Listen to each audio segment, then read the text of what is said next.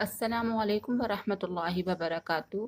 प्यारे बच्चों, कैसे हैं आप सब? उम्मीद है कि आप सब खैरियत से होंगे।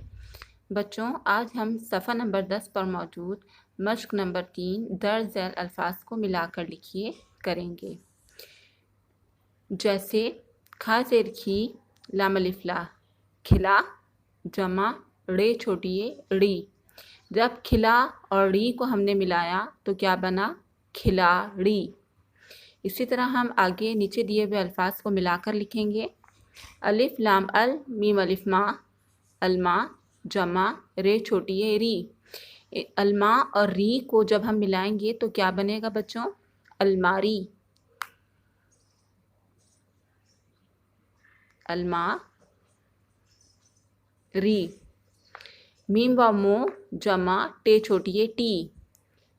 मो और टी को जब हम मिलाकर लिखेंगे तो क्या बनेगा बच्चों? मोटी। मोटी। लाम व लौ, जमा काफ छोटी है की। लौ और की को जब हम मिलाकर लिखेंगे तो क्या बनेगा बच्चों? लौकी। रे व रो, जमा टे छोटी है टी। रो और टी को जब हम मिलाकर लिखेंगे तो क्या बनेगा बच्चों? रोटी। उम्मीद है कि आपको ये काम समझ आ गया होगा। आप भी अपनी किताब में मौजूद मश्क नंबर 3 इसी तरह मुकम्मल कीजिए। अल्लाह हाफ़िज़।